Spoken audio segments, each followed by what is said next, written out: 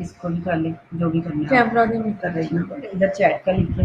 हाँ जी, chat. Good morning, जो भी करना है ये आपकी मैम। ठीक हो गया, thank you so much. Third year की नहीं, हाँ जी हाँ हाँ, ये फर्स्ट ईयर की आपने, थैंक यू सो मच जी। अस्सलाम वालेकुम स्टूडेंट्स, हाउ आर यू जी? बेटा कैसे हो आप?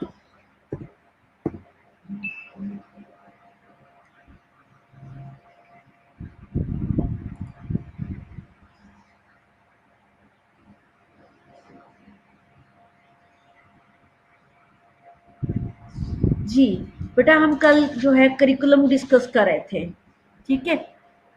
तो करिकुलम को डिस्कस करने के लिए अभी 10:20 हो गए हैं, तो लास्ट के 15 मिनट्स भी हमें अटेंडेंस के लिए चाहिए होते हैं। अभी मैं सुबह से ही लेक्चर ले रही हूँ, फर्स्ट ईयर का लिया, तो जब तक लैपटॉप खोल के आपकी तरफ आई हूँ तो 20 मिनट हो गए। तो एनी हो, आज हम जो हमारा करिकुलम रह गया है इंशाल्लाह उसको कंप्लीट करते हैं। कल मैंने आप लोगों के साथ करिकुलम के आर्स भी जो है वो डिस्कस कर लिए थे, और कोर्स डिस्क्रिप्शन भी आप लोगों के साथ मैंने जो है डिस्कस कर लिया था। कोर्स ऑब्जेक्टिव में मैंने आप लोगों के साथ डिस्कस कर लिए थे।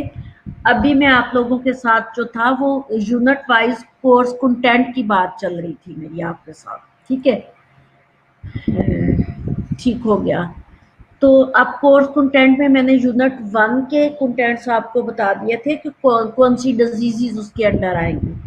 अब मैं दोबारा से बता देती हूँ कि यूनिट 1 जो है उसके under tuberculosis, diphtheria, pertussis, measles, mums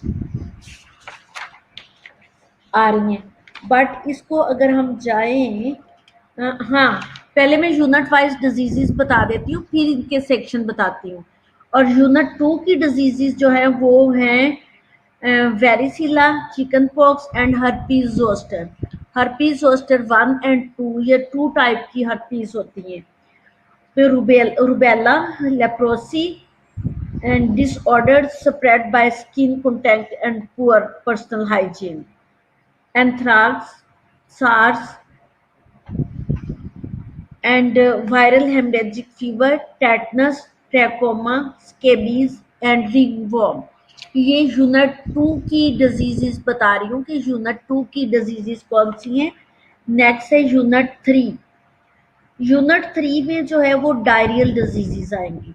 अब डायरियल डिजीजेस जो है वो 3 टाइप की है, 3-4 टाइप की है डायरियल डिजीजेस। जब हम डायरियल डिजीजेस पढ़ेंगे तो देख लेंगे कि जो है वो जो है 3 टाइप्स की, वो 3 टाइप्स कौन कौन सी हैं। डायरियल डिजीजेस के बाद जो है वो cholera, dysentery, food poisoning, enteric fever, poliomyelitis, worm infestation. अब वर्म इन्फेस्टेशन में जो है ring worm, pin worm, hook worm, ये सारे वर्म्स की, टैप वर्म, ठीक है? एंड जो फिर हेपाटाइटिस, ठीक है? अब हेपाटाइटिस के बाद जो है यूनिट हमारा 4 स्टार्ट हो रहा है। यूनिट नंबर 4 की जो डिजीजेस हैं वो रेबीज, मलेरिया। अच्छा, ये डिजीजेज जो है disorder spread by the insect and animals. ये डिजीजेज जो है एनिमल्स और इंसेक्ट से होती हैं। Rabies, malaria, dengue fever, pediculosis and typhus fever. एक तो टाइफाइड फीवर है, ये टाइफस फीवर है। टाइफस फीवर और फीवर है, ठीक है?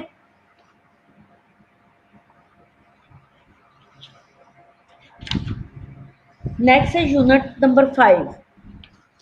यूनिट नंबर 5 जो है इसको विनरल डिजीजेस के नेम से आपके करिकुलम के अंदर आती हैं। अब विनरल डिजीजेस क्या है? It is the disorder spread by the sexual contact. अब इसमें जो सेक्सुअल कांटेक्ट से डिजीजेस होती हैं, इसमें गोनोरिया, सिफिलिस, क्लैमिडिया। तो ये थी हमारी जो विनरल डिजीजेस, इसके यूनिट नंबर 5 है। यूनिट 5 के अंडर जितनी भी डिजीजेस आती हैं, यस बेटा, फाउंट बहुत स्मॉल है, आई नो, अलिशबा और पूरी क्लास को मैं ये बता रही हूँ कि फ़ॉन्ट बहुत स्मॉल है, इसलिए कि ये जो है स्लाइड्स नहीं है, ये वर्ड की फाइल को मैंने जो है कन्वर्ट करके रखा हुआ है, ठीक है। तो इसलिए फ़ॉन्ट साइज जो है वो स्मॉल है। ये करिकुलम का जो पार्ट है मैं आप लोगों को अपलोड कर दूंगी स्लैम पे, ठीक है। तो जो जहाँ पे आप जाओगे, ये जो है ना आपका वेबिनार, वेबिनार पे मैंने आपके lecture day by day upload करते जाना, वहां से आप उठा लो, अगर आप कहो तो मैं आपको ग्रुप में शेयर कर दूंगी, ठीक है। आपके लिए इजी हो जाएगा, वहां से आप चाहे प्रिंट आउट ले लेना, चाहे आप जो है सॉफ्ट में पढ़ लेना। मैं आज ही ग्रुप में शेयर कर देती हूँ इसको, ठीक है। मुझे पता है कि फ़ॉन्ट साइज बहुत छोटा है, ये मेरे से भी नहीं रीड हो रहा, मैंने साथ में हार्ड कॉपी रखी हुई है, ठीक है, हार्ड कॉपी से पढ़ रही हूँ। Okay, thank you so much class. जी आगे बेटा सेशन इनके बना दिए सेशन वाइज। पहले तो डिजीजेस को जो है मैंने बताया कि यूनिट 1 में कौन सी डिजीज थी, unit 2, unit 3, unit 4 and unit 5। इसके टोटल यूनिट जो है वो 5 हैं और 5 यूनिट की डिजीजेस जो है वो डिफरेंट डिजीजेस है। अब जो हमारा सेशन 1 है तो इट इज स्प्रेड। सेशन 1 की जो डिजीजेस है ना, in this session diseases spread by the droplet spray will briefly discussed with regard of clinical features and diagnostic investigations। अब ये जो डिजीजेस यूनिट नंबर 1 की मैंने आप लोगों के साथ डिस्कस की थी, ये ड्रॉपलेट मेथड या क्लिनिकल फीचर या डायग्नोस्टिक इन्वेस्टिगेशंस कराते वक्त ये जो है डिजीजेस होती हैं। Emphasis will be placed on factors responsible for droplet infection in developing countries, specifically in Pakistan। अब ये ड्रॉपलेट मेथड जो है ये जो है ज़्यादातर डेवलपिंग कंट्री में है, जिसकी एग्जाम्पल और फोकस उन्होंने डेवलपिंग कंट्री में पाकिस्तान को किया है। और पाकिस्तान में ये जो डिजीजेस है मोस्टली ड्रॉपलेट मेथड से आती हैं। अब importance of preventive and control measures including immunization and utilization of different isolation techniques will be also discussed। अब कल मैंने बताया था कुछ डिजीजेस ऐसी हैं जैसे ट्यूबरक्लोसिस भी है, तो इसमें जो है इनकी टाइप्स हैं, तो इसमें आइसोलेशन पेशेंट की जाती है कम्युनिकेबल डिजीजेस में, और how to isolate the patient and how to prevent others and yourself from the infected patient, ठीक है। और ये इस यूनिट में ये चीजें आपके लिए बताई गई हैं। अब यूनिट 1 के जो सेशन है वो आई थिंक 3 सेशन है, मैं देख रही हूँ। यूनिट 1 जो है इसके 3 सेशन है, सेशन 1, सेशन 2 एंड सेशन 3। और सेशन 3 को फर्दर डिवाइज कर दिया गया है 1 और 2 में। अब मैं इनको डिस्कस, ये चीजें बेटा बहुत क्लियरली मैं डिस्कस कर देती हूँ डे 1 एंड डे 2 पे, ताकि मेरे स्टूडेंट्स को पता हो कि हमने पूरे साल में जो है कितने यूनिट है और उसके अंडर कितनी चीजें आ रही हैं, और उनका एक माइंड सेट हो जाता है कि हमने पूरे साल में क्या कुछ पढ़ना है और कितना पढ़ लिया है, ठीक है। आपको मैं पहले भी जब फर्स्ट ईयर में आप मेरे साथ थे तो मैंने आप लोगों को इस चीज पे फोकस किया था कि बेटा आपने करिकुलम को साथ लेके चलना है, करिकुलम को आपने कंटेंट्स चेक करते रहना कि हमने क्या पढ़ लिया और क्या रह गया। तो सम टाइम कोई कंटेंट मिस हो भी जाए तो आप टीचर को कह सकते हो कि मैडम ये कंटेंट्स जो है करिकुलम के अंडर आ रहा है, ये हमारा रह गया, तो फिर उसको टीचर दोबारा पढ़ा देती है। लेकिन जो है मेरी तरफ से कभी भी ये नेग्लिजेंसी नहीं हुई कि मैं कोई कंटेंट जो है वो मिस कर दूं। तो इंशाल्लाह हम सारा 1 बाय 1 पढ़ेंगे। इसमें सेशन 1 की तरफ मैं आ रही हूँ। सेशन 1 जो है इसमें ट्यूबरक्लोसिस दिया हुआ है। अब ट्यूबरक्लोसिस जो मैं आप लोगों से प्रेजेंटेशन लेती होती हूँ और उस प्रेजेंटेशन में हमारा डिस्कशन फॉर्म होता है। डिस्कशन जब एक दिन हमारी प्रेजेंटेशन हो जाती है और प्रेजेंटेशन में मैं अपने कैंडिडेट्स को बता देती होती हूँ कि उन्होंने लैकिंग उनकी कहाँ से है, तो फिर कुछ दिन हम डिस्कशन के रखते हैं डिजीजेस के। उस डिस्कशन मेथड में जो है मोर क्लियर हो जाता है, वो पूरे स्टूडेंट्स पार्टिसिपेट कर रहे होते हैं। इसमें definition of tuberculosis, discussion the factor cause of the tuberculosis के मीन के एक डिजीज को पूरा जो है वो एक्सप्लेन करना है। जैसे ट्यूबरक्लोसिस का सेशन 1 इन्होंने बनाया, तो इसमें सबसे पहले ट्यूबरक्लोसिस की डेफिनेशन होगी, फिर इसके फैक्टर्स होंगे, फिर इसकी काजिस होंगी, फिर share clinical manifestation of the tuberculosis. Clinical manifestation के signs and symptoms clinically patient के क्या होंगे वो जो है वो डिस्कस करना होगा। फिर डिस्कस मैनेजमेंट ऑफ ट्यूबरक्लोसिस। अब ट्यूबरक्लोसिस की जो है वो डेफिनेशन होगी, फैक्टर्स हो गए, काजिज होगी, मैनिफेस्टेशन होगी, फिर उसको मैनेज कैसे करना, मैनेजमेंट इसकी क्या होगी।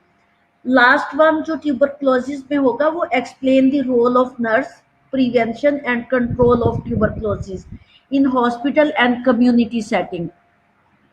अच्छा, मैं आपको ये चीज बताती चलूं कि जो मेरा फर्स्ट लेक्चर जो आप लोगों के साथ होगा वो सेशन 1 और यूनिट 1 का ट्यूबरक्लोसिस ही होगा। और इसको मैंने कहाँ से पढ़ाना है, मैंने इसको बसवंत थेपा बीटी की बुक से और नवीद आलम की बुक से। और ये जितनी आई थिंक के 46 डिजीजेस हैं हमारे पास, ये जो हम पढ़ने जा रहे हैं, तो इसमें टोटल डिजीजेस किसी भी बुक के अंदर नहीं है। इसमें आधी डिजीजेस जो है वो बीटी की बुक के अंदर है, आधी डिजीजेस जो है वो नवीद आलम की बुक के अंदर है। अभी जो मैं पढ़ाने आपको जाऊंगी ट्यूबरक्लोसिस, वो मैंने आपको बीटी की बुक से पढ़ाना है, बसवंत थापा की बुक से। ठीक है, आप लोग जो है उस बुक को फॉलो करोगे। मेरी स्लाइड्स मेरे पास डेफिनेटली बनी हुई है हर डिजीज की, बट मैं उसको कुछ डिटेल से, ये जो हमारे कंटेंट्स मैंने आपको बोले है ना, कि जिसमें जैसे इसके अंदर है ट्यूबरक्लोसिस की डेफिनेशन हो गई, फैक्टर्स हो गए, मैनिफेस्टेशन हो गई, काजिज हो गई, इसकी प्रिवेंशन एंड मैनेजमेंट हो गई। तो मेरी स्लाइड्स जो है वो फुलफिल कर रही हैं इन सारी चीज़ों को। जितनी मेरी डिजीजेस बनी हुई हैं उनमें ये सारी चीज़ें हैं। बट जब मैंने बुक को पढ़ा था ना, बुक को मैं मस्ट रीड करती हूँ। जब मैं नवीद आलम और उसकी बुक को पढ़ा था बीटी की, तो उसके अंदर जो है इससे हट के बहुत सारी चीज़ें हैं जो आपके काम की हैं। अगर हम देखें कि जो मैं आपको स्लाइड सेंड कर भी दूंगी वो फुलफिल करेंगी इन सारे कंटेंट्स को। बट अगर हम डिटेल में जाना चाहें ट्यूबरक्लोसिस की, तो उसमें बहुत सारी चीज़ें और भी हैं कि पाकिस्तान के लेवल पे ट्यूबरक्लोसिस को कैसे मैनेज किया गया है और पाकिस्तान में ट्यूबरक्लोसिस का को जो है कैसे इरेडिकेशन उसकी की गई थी। और कुछ और भी चीज़ें हैं जो इसके अंदर नहीं है, मैं बुक के अंदर मौजूद है। तो मैंने जब आपको स्लाइड्स पढ़ानी है ना, मैंने आगे बुक रख के उसके अकॉर्डिंगली भी आपको जो है एक्सप्लेन करना है इंशाल्लाह, ताकि आपको अच्छे से पढ़ाया जा सके और जब आप फिर पढ़े तो आप बुक को फॉलो कर सके। इसका सेशन 2 जो है वो सेशन 2 में diphtheria, pertussis, measles and mums है। 4 डिजीजेस सेशन 2 में हैं और इनकी जो है मैं इससे सेटिस्फाइड नहीं थी इन कंटेंट्स से। अब कंटेंट्स जो करिकुलम के अंदर लिखे हुए हैं ना, इसमें हमारे पास जैसे 4 डिजीजेज हैं, diphtheria, pertussis, measles and mums. अब होना तो ये चाहिए ना, अगर डिप्थेरिया को लिया जाए तो डिप्थेरिया की ईच एंड एवरीथिंग जो है वो बंदा मैनेज करे, कि जैसे डिप्थेरिया की डेफिनेशन हो गई, डिप्थेरिया के फैक्टर हो गए, उसकी काजिस हो गई, उसके मैनिफेस्टेशन हो गए, और नेक्स्ट उसकी जो है मैनेजमेंट एंड प्रिवेंशन हो गए, एंड नर्सिंग मैनेजमेंट क्या होगी। तो एक डिजीज को जब लेकर के चले तो वो सारी चीजें उसके अंडर आए। बट यहाँ जो सेशन 2 बनाया उसमें 4 चीजें लिखी, चारों चीजों में हर किसी की हर चीज नहीं पूछी हुई। अब सुने कि इसमें लिखा क्या है। By the end of this session, students will be able to define diphtheria, pertussis, measles and mumps. सबकी डेफिनेशंस लिख दी हैं, नेक्स्ट जो है वो discuss the epidemiological triad of diphtheria, pertussis and measles and mumps, including incubation period, reservoir and sources of infection. अब इसमें जो है वो एक डिजीज को इस तरह से बताया गया है कि सबकी जैसे डेफिनेशंस उन्होंने पूछ ली और सबके इंक्यूबेशन पीरियड पूछ लिए। ये चीज़ें हमें पढ़नी तो है, लेकिन मैं जो आपको पढ़ाना चाहूँगी वो मैंने डिप्थेरिया लेना और एक में डिप्थेरिया एक दिन में कंप्लीट कर देना, उसकी ईच एंड एवरीथिंग, ठीक है। और फिर इसके बाद है discuss the clinical manifestation and management of diphtheria, pertussis, measles and mumps। कि इन्होंने जो है क्लिनिकल मैनिफेस्टेशन, जब मैंने स्टूडेंट से कहा था कि आप लोगों ने जो है वो स्लाइड्स बनानी है और प्रेजेंटेशन देनी है, तो उन्होंने इसके अकॉर्डिंगली स्लाइड्स बनाई थी कि जैसे discuss the clinical manifestation and management of diphtheria, pertussis, measles and mumps. तो ये चीज़ें उन्होंने सिर्फ क्लिनिकल मैनिफेस्टेशन एक प्रेजेंटेशन में सारी चीज़ों के दे दिए। तो मैं इस तरह से स्टूडेंट को ना तो स्लाइड्स में पढ़ाना चाह रही होती हूँ और ना ही मैं उनको ये गाइड करती हूँ कि अगर मुझे स्टूडेंट की तरफ से भी प्रेजेंटेशन लेना होती है तो मैं एक जो है वो डिजीज़ देती हूँ और उसी डिजीज़ की डेफिनेशन, उसी की एपिडेमियोलॉजिकल ट्रायड एंड उसी की जो है incubation period, each and everything, management and causes and manifestation. ठीक है बेटा।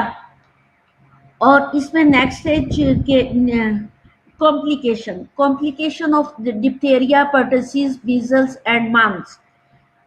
फिर इसके बाद है discuss the role of community health nurse in the prevention, control of diphtheria, pertussis, measles and management.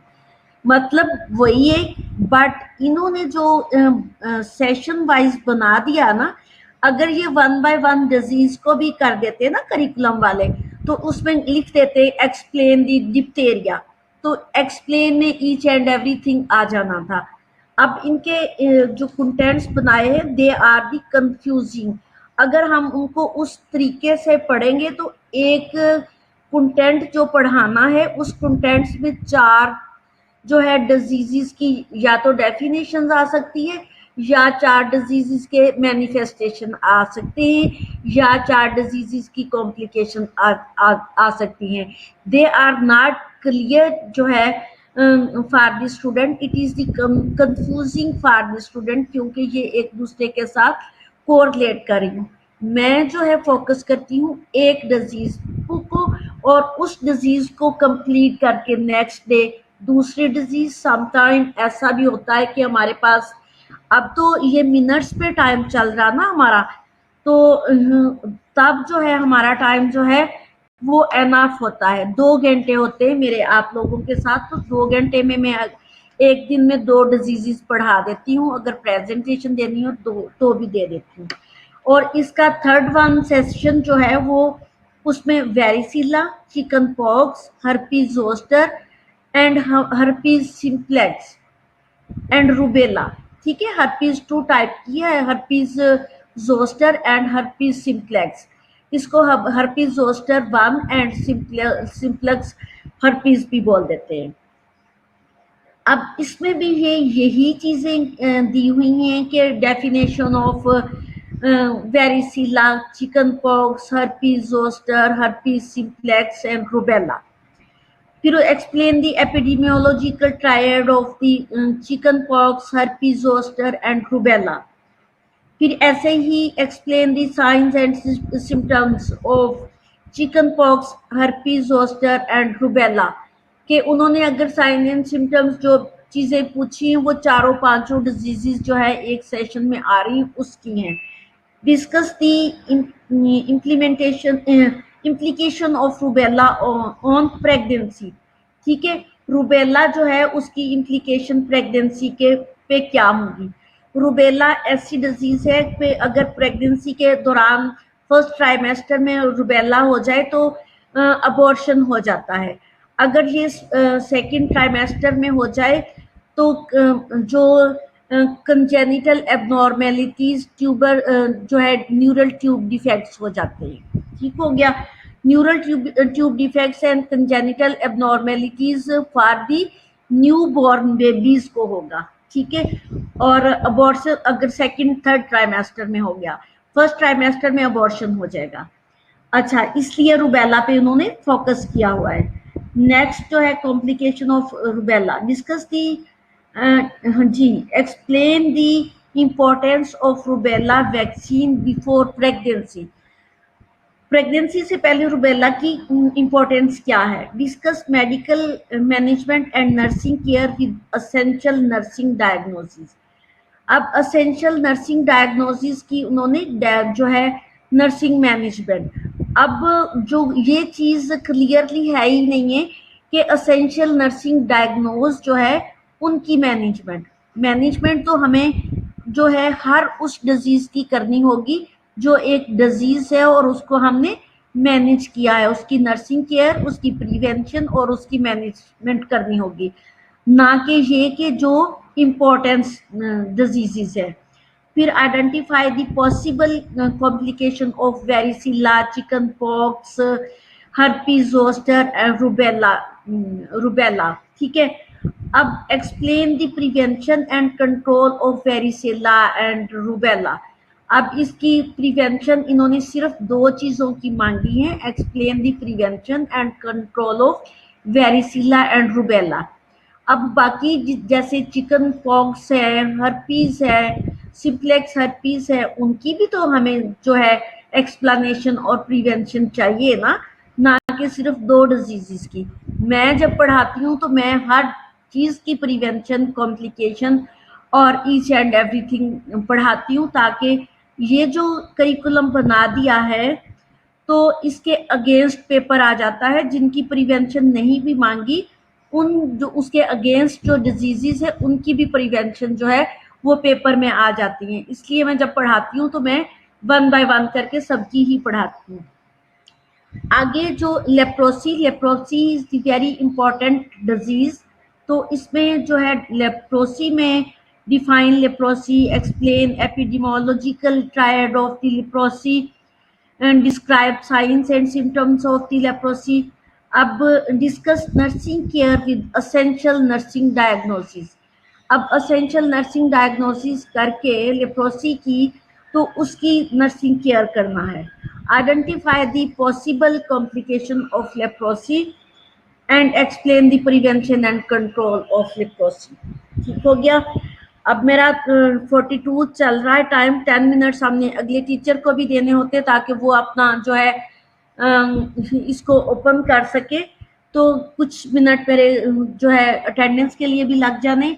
आगे जो लास्ट वन है हमारा सेशन, वो session 5 unit number 1 and session जो है यूनिट 1 का सेशन 4 है। जो मैं डिस्कस कर रही हूँ आप लोगों के साथ अभी, वो सेशन 4 यूनिट 1 का। इसमें anthrax, SARS, viral haemorrhagic fever and tetanus, इनके भी जो है आगे नेक्स्ट कंटेंट्स हैं। वो कंटेंट्स कुछ कंफ्यूजिंग है, किसी की क्लिनिकल फीचर पूछे हुए हैं, किसी की प्रिवेंशन, किसी की कॉम्प्लिकेशन। तो हमने जब पढ़ना है, हमने जितनी भी डिजीजेस पढ़नी उसकी ईच एंड एवरीथिंग पढ़नी। तो इसी तरह 1 बाय 1 सारी जो है डिजीजेस। अब मेरे बच्चों आपको समझ आ गया होगा कि मैं पढ़ाना क्या चाह रही हूँ। इसी तरह आगे जो है यूनिट 1 के आगे सेशंस है, यूनिट 3 के सेशन है, यूनिट 4 के सेशन बना दिए और उनके सेशन के अंडर क्या क्या है। तो ये चीज़ें जो है आपको करिकुलम आज मैं शेयर कर देती हूँ ताकि आप उसमें से अच्छे से पढ़ लो। तो अब 45 मिनट हो गए, जिसमें जो है 10 मिनट मेरे अटेंडेंस के होंगे और 10 मिनट जो है वो मुझे जो है 5-10 मिनट पहले जो है यहाँ से लेफ्ट करना होगा, ताकि नेक्स्ट टीचर को मैं फैसिलिटेट कर सकूँ, वो ऑनलाइन हो सके। और मेरी तरफ से जो है ओके बाय ना करें, क्योंकि मैं अटेंडेंस ले रही हूँ। आपकी अटेंडेंस शीट जो है मेरे साथ चैट में वहाँ से, ठीक है। जहाँ जिसकी ज़रूरत होगी मैं आप लोगों के साथ बात कर लूँगी।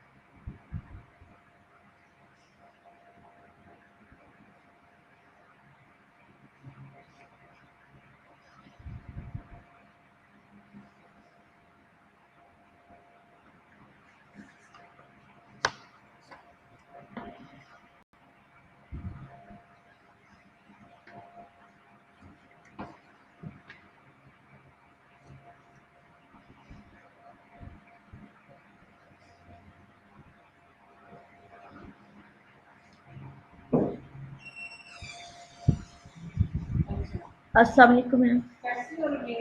जी मैम। जी मैम वो ना हाथ चल गया जी, मेरी सारी उंगलियां ये देखिए, ये सारी बंद हो गई ऐसे। और यहाँ मेरा वो ना पीछे खुला हुआ था, बोर्ड के पीछे हाथ चला गया। किसने कहा था बोर्ड में आपको? मैम अलमारी के अंदर था तो मुझे याद भुला हुआ था, तो मैंने अलमारी के अंदर आ गया था, तो इसके लिए मैं 2 घंटे मैडम पूरा मोहल्ला इकट्ठा हो गया। जी लेक्चर हो रहा एंड अटेंडेंस ले रही हूँ, इसलिए चुप हूँ।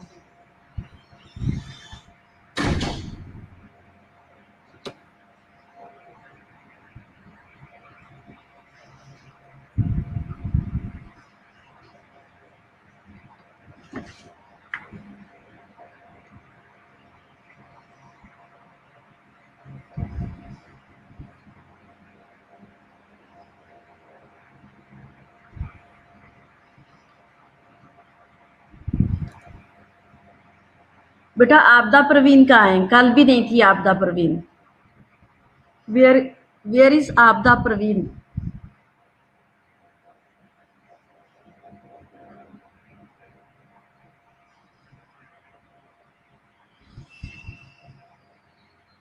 जी बेटा अक्सा आरिफ भी नहीं है।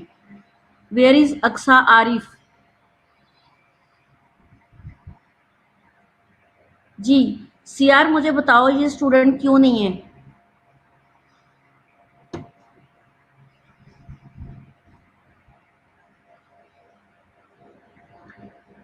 आयशा वाजिद। जी बेटा बाकी सब मुझे नजर आ रहे हैं, मैं जिनके नेम्स ले रही हूँ वो मुझे बताएं कि आपदा परवीन नहीं मुझे नजर आई कल भी आज भी, और अक्सा आरिफ नहीं है। अफशा आपकी अटेंडेंस होगी ये।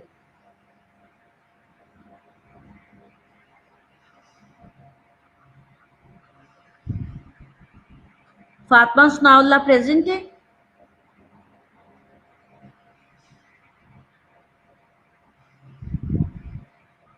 आयशा वाजिद।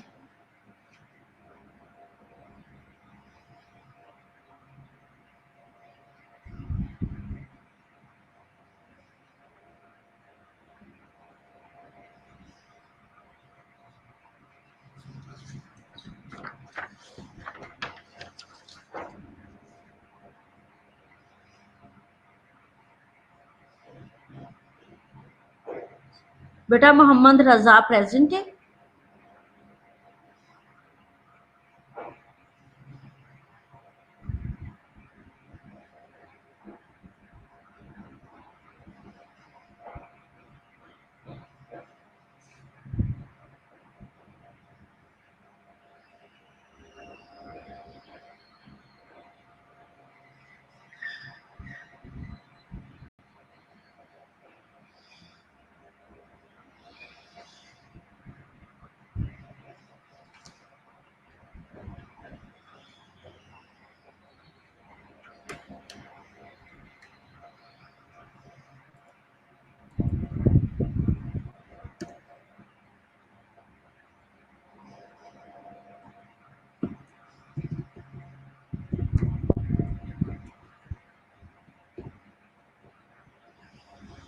जी स्टूडेंट्स ओके, अल्लाह हाफिज, टेक केयर।